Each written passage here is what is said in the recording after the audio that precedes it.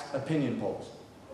The Newsweek magazine poll, What America Knows, asked the following question on 5 different occasions.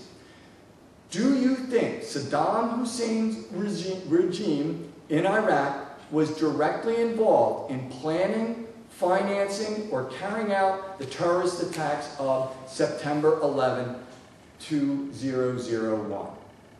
Here are the dates and responses. September 2003, response 47% yes.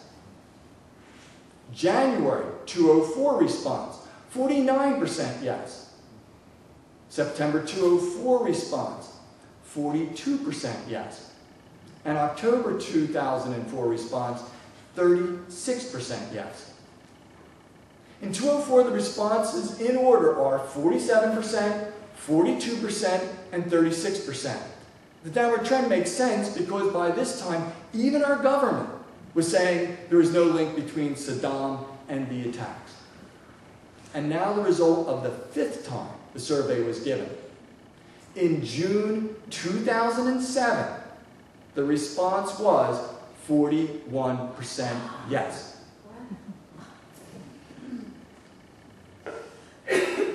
Yep, the number goes up. It goes up 5 points. Why were so many Americans at that time still needing to choose the false memory concerning the 9/11 attacks and Saddam Hussein? And notice the 2 factual surveys produced significantly different numbers. There's a big difference between the September 2003 numbers of 70% from USA Today and 47% from Newsweek. I'll explain that one.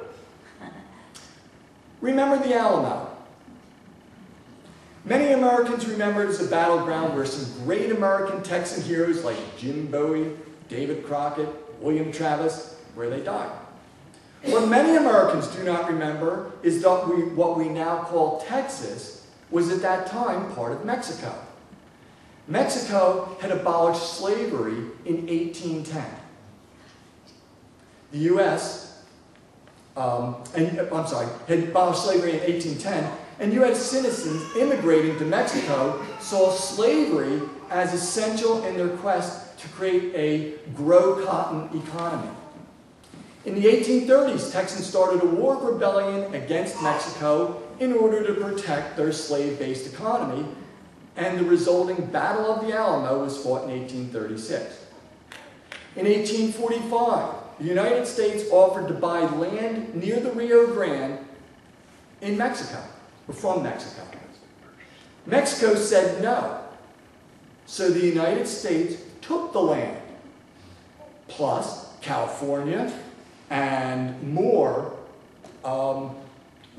in what we could now call the Mexican War. This war of aggression was the one that Henry David Thoreau went to jail for when he refused to pay taxes that would fund the war.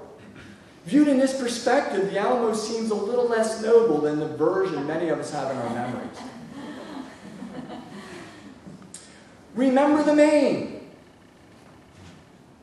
Anybody? Remember? The Maine was a United States battleship that was supposedly sunk by the Spanish in a Cuban harbor where it had gone to protect American interests in Cuba during Cuba's revolt from Spain. No evidence ever turned up that the Maine had been attacked, a fact the U.S. government knew at the time, but kept under wraps.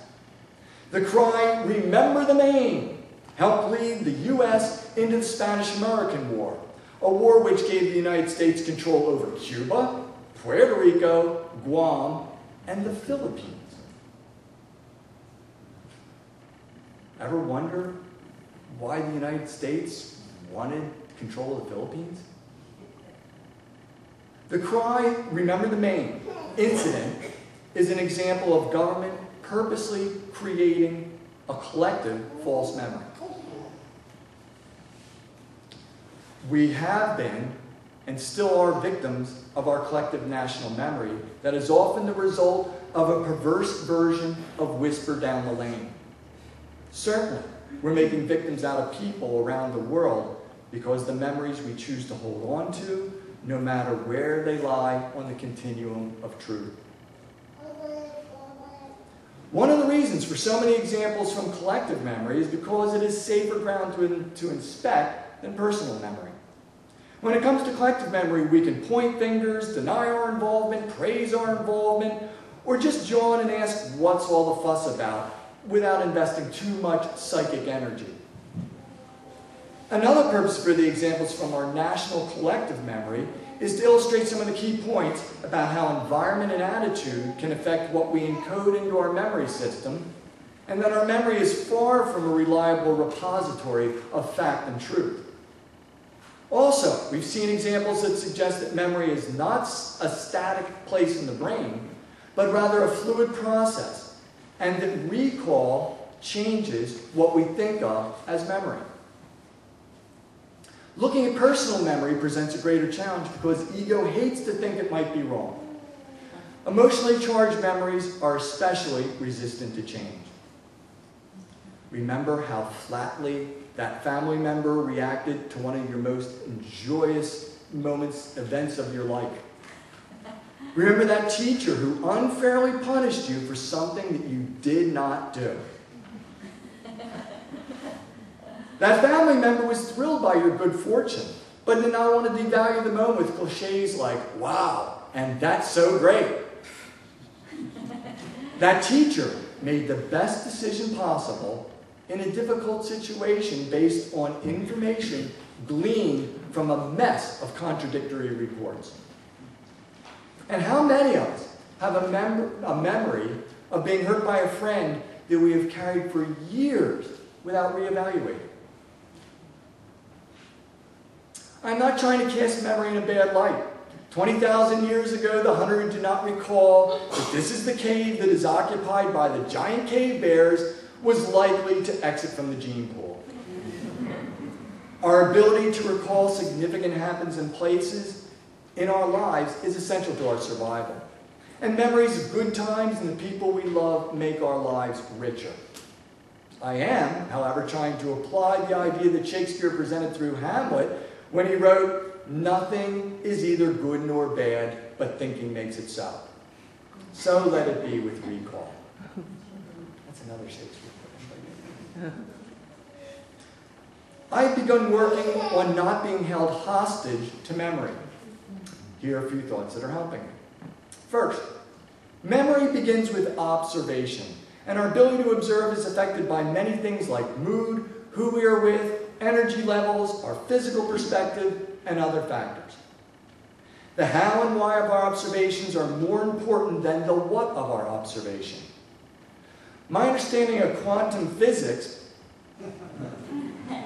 is that it is more interested in the relationship between the observer and the observed than the idea that there is something out there to observe. So I can start with the idea that my observations are subjective and not exactly trustworthy. What is the point in me rigidly holding on to memories that are the product of an inherently flawed system of observation? Next, I know that some of my memories are based on faulty data. For example, I've developed a bizarre habit that when I drive, I assume I know the intentions of the drivers around me, and their intentions are to make my driving experience miserable. I can recall occasions of being victimized by incompetent, idiot drivers. Recalling these memories creates an expectation that the next time I drive, there will be people out on the highway who have it in for me. Talk about a load of clutter and wasted brain space.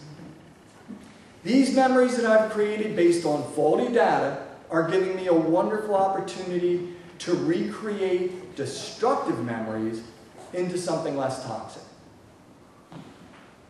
I recognize that sometimes we have no control over what goes on into our memory. For example, I'm not sure why I remember birds but forget names and numbers, phone numbers. But research also tells us that we can participate in which memories we keep fresh. Unfortunately, many of us choose to continually recall real or perceived offenses, whether they're part of our collective or personal consciousness. This kind of